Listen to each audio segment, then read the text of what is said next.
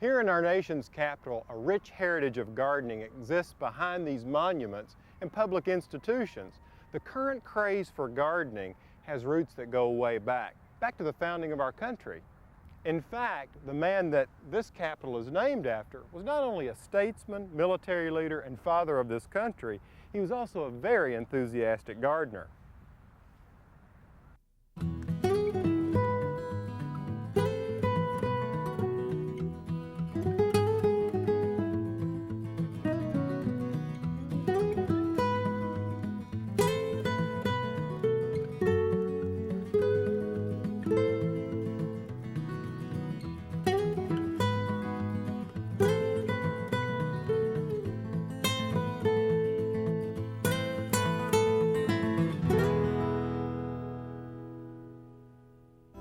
George Washington loved farming and gardens, and he did it all right here at Mount Vernon, of course with the help of Martha.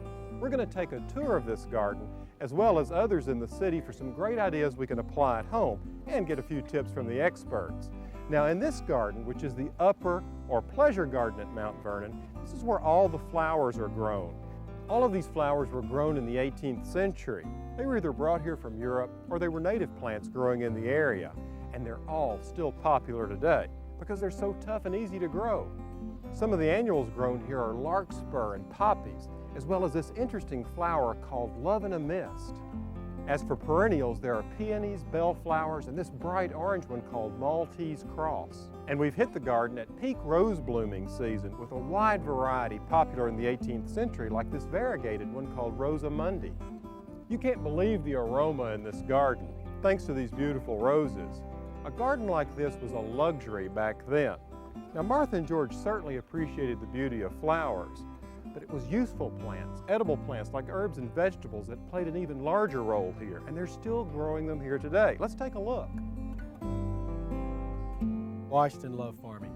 In a letter to a friend he wrote, "Agriculture has ever been amongst the most favorite amusements of my life."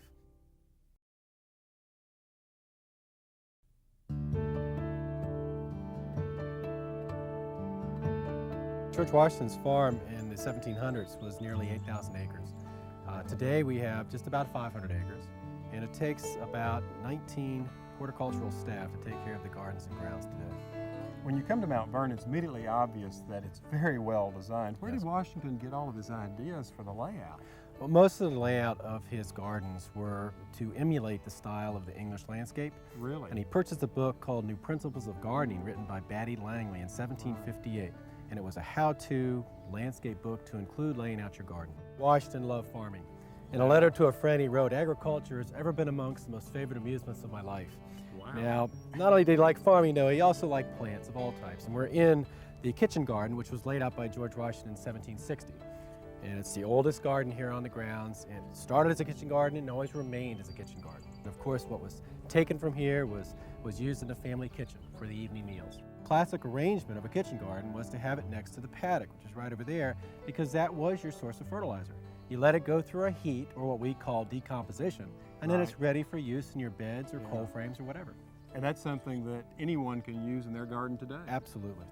Vegetables were grown for obvious reasons. Everyone likes to eat, and herbs were a big part of the vegetable garden, not only for the table, but as borders around the vegetable beds like these. And the variety they grew here was amazing.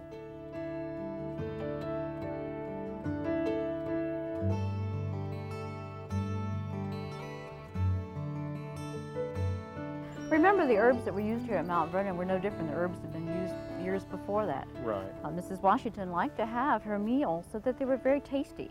So she would use the thyme, she would use the basil, she would use parsley, she would use chives, she would use the garlic, things that we use now. In fact, we know that Mrs. Washington's cook was instructed to gather rose petals to the point it took her 12 days to gather all that they knew. They would preserve the rose petals and take them into the winter months. They would use them as we use ascorbic acid. Did you know that there's 60 times more ascorbic acid in there in the rose hips than in one orange? Vitamin C. Mm-hmm. I can see that the use of herbs was much broader in the 18th century than it is today, perhaps. Absolutely. It's a pity we don't have the same interest in it nowadays. I agree. We can all appreciate the size and beauty of this vegetable and herb garden, but not all of us can grow one on this scale. But don't let that shake you up. There's some ideas here you can use at home, like growing vegetables and herbs in geometric patterns.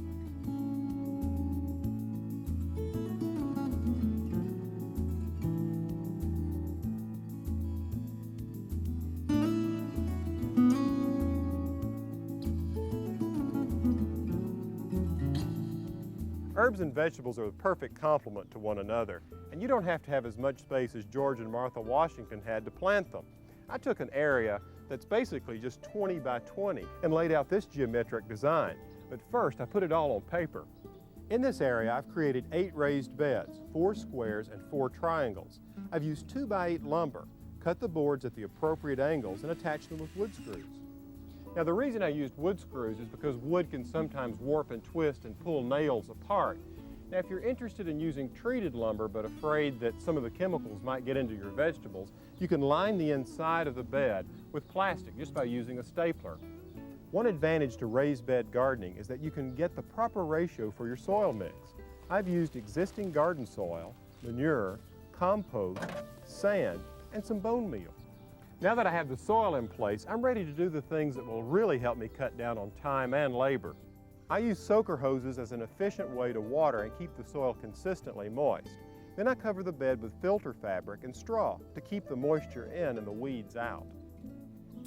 Planting through the filter fabric is a snap.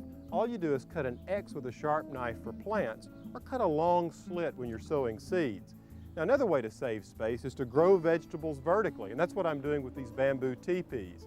I'll grow vegetables in the center and border it in herbs, just like we saw at Mount Vernon.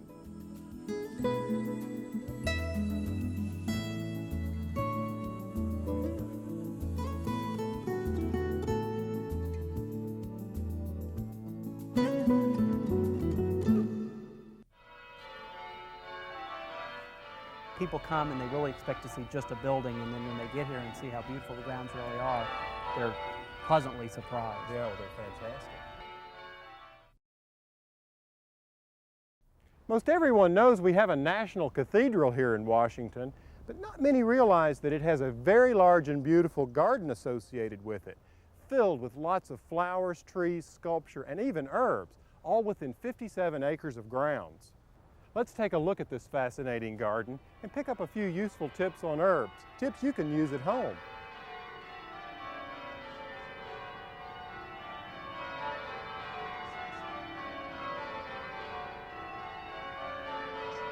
How much of cultivated space are you responsible for in terms of like herb gardens and flower gardens, roses and so forth? It's about 35 acres of cultivated, landscaped grounds. In the Bishop's Garden, it really is the horticultural jewel of the cathedral. And we have 2 perennial borders. One is 75 feet long, one is 50 feet long. The smaller one is all blue flowers. The larger one is a combination. We have tulips in the spring, then it goes into the spring flowering perennials, into the asters, and then into the fall bloomings. Fall show. And we'll have bloom in the garden basically from February through December. The garden was actually started in the mid-20s, and this whole area was fill from the cathedral. So this south-facing slope was just soil they brought out from the cathedral and put here. Yeah. So all of the trees in this area would have been planted after that, after the 20s. Exactly. You can thank All Hallows Guild for much of the beauty in the cathedral garden. It was an organization established in 1916 for the care and beautification of the cathedral close. You know, everyone knows that herbs are used for cooking and for medicinal use, but they also were supposed to have spiritual properties as well. Can you speak to that? Well, rue actually supposedly has the power to drive evil spirits away from people's houses, and we have people who take it from the garden rather frequently.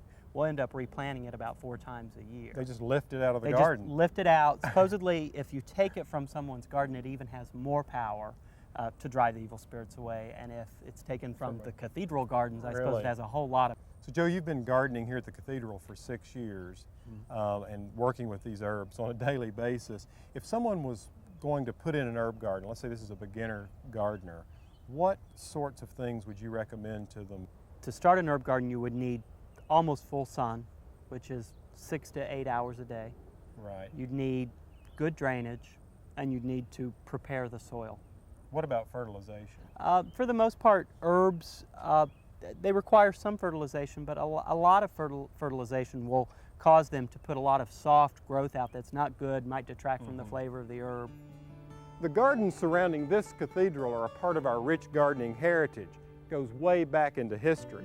Many of the herbs grown here have been used for centuries for things as commonplace as pest control to the supernatural. And a lot of these herbs still have modern practical applications today.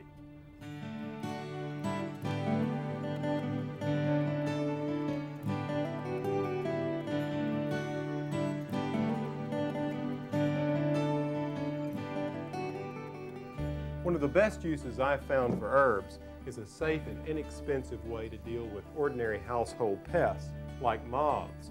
It's inexpensive because herbs can be found just about anywhere these days, and it's safe because they're all natural.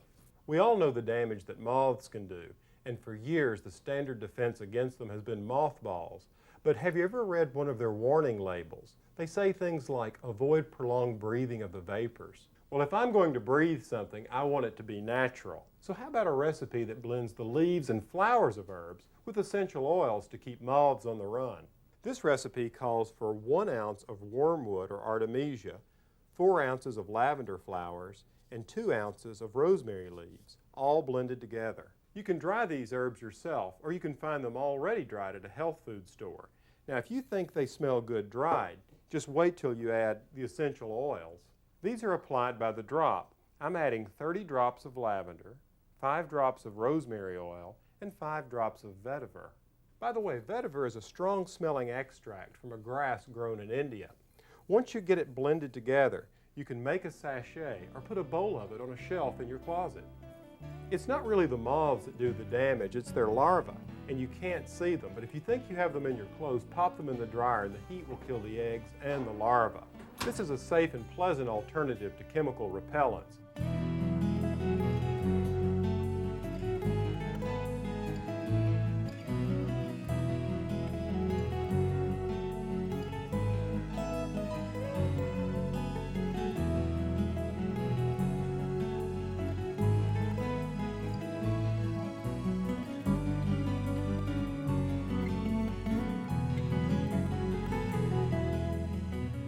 Seems so typically English to have everything mixed up with the roses, to have roses coming through the trees, to have everything coming up through the roses. Many of our gardening traditions came from Europe, particularly England, both in terms of style and taste, as well as practice. A good example of this is Mount Vernon. George Washington laid out his gardens in the English style. The British have an ability to make anything grow, and there's no better example of this than the British Ambassador's Garden in the heart of Washington, D.C. Let's take a quick tour before we meet the head gardener.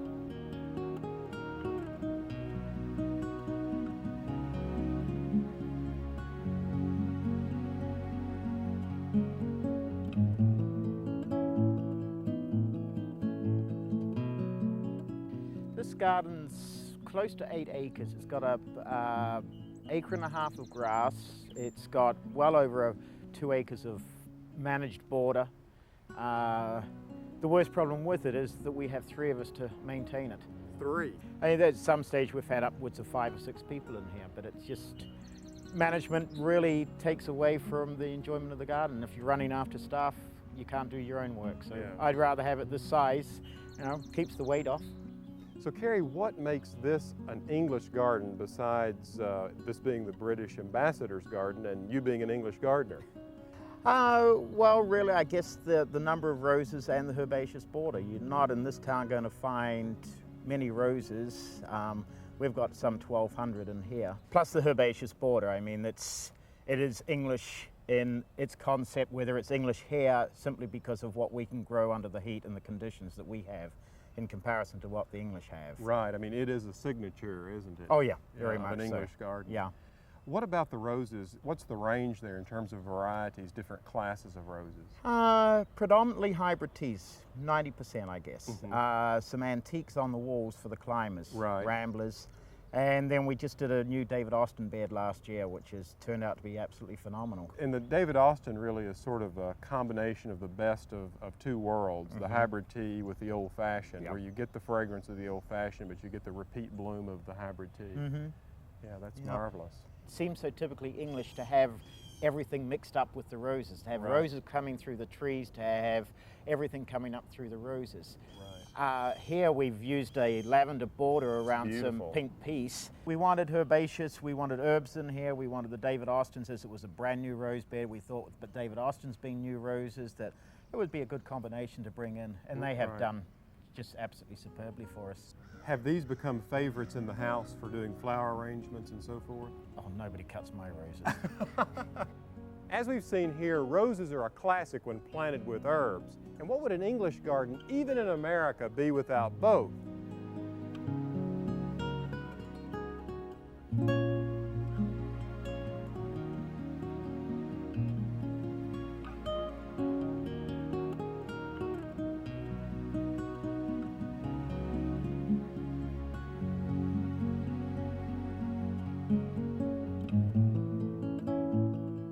How many different varieties do you all grow here? We've got about 800 varieties. 800? Yes, in these 10 gardens. What is an arboretum? Well, historically it meant a collection of trees, but these days it covers a whole collection of plants. And one of the finest collections is right here in Washington at the National Arboretum. This facility was set up by the Department of Agriculture to help improve our lives through plant research and by introducing new plant varieties that we can plant in our own gardens. Here you'll find a little of everything from Japanese bonsai to antique roses to water gardens, all set in beautifully designed grounds. And if you want to learn a little bit about a new plant, this is the place to come. On this visit, we're going to take a close-up look at the herb garden and hear from those who are responsible for keeping it in tip-top shape. The National Herb Garden is 2.5 acres. It's supposed to be the largest designed herb garden in the world. Really? And it's divided up into 3 main parts. There's a knot garden, that's K-N-O-T, then an antique rose garden, and yes, we consider roses herbs. Absolutely. And then we have 10 theme gardens, or specialty beds, on themes such as fragrance and dye and medicines. And we're seeing some of those now. That's right, that's right. We've got about 800 varieties. 800? Yes, in these 10 gardens. Of all the herb varieties that you're growing in this garden, if you only had 5 to choose to grow in a pot, what would they be, Janet? That's almost impossible to answer. I guess so. But in a pot, certain herbs do better in containers. Right. I think I'd grow thyme, parsley, chives, Yeah. basil, and rosemary. Rosemary's just got such a nice fresh scent. It really smells clean, doesn't it? It does. It smells like pine. Yeah.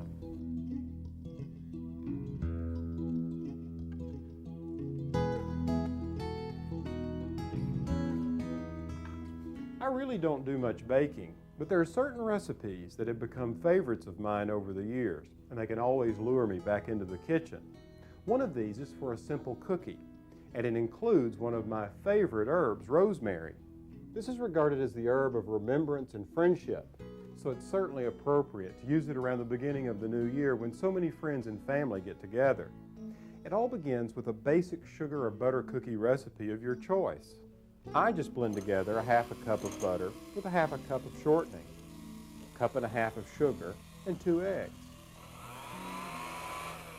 Now that this is nice and creamy, I'm ready to stir in the dry ingredients, which include 2 3/4 cups of flour, 2 teaspoons of cream of tartar, 1 teaspoon of soda, and about 1/4 teaspoon of salt, all blended together.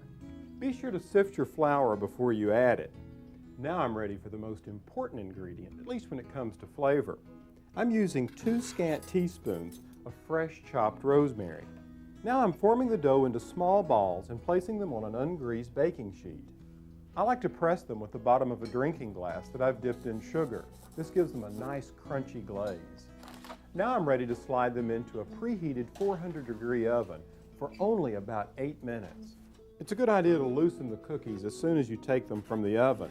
This is a great way to enjoy both the flavor and aroma of rosemary.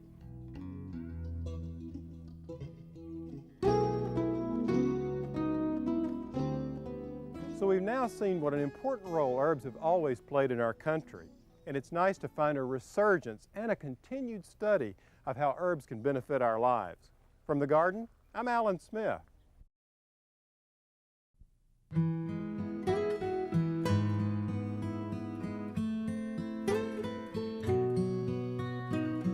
In this garden I dream of a bed of flowers. Bluebirds sing of the beauty all around us. And every time the sun comes out, I can't help but smile. Oh, no, I can't help but smile.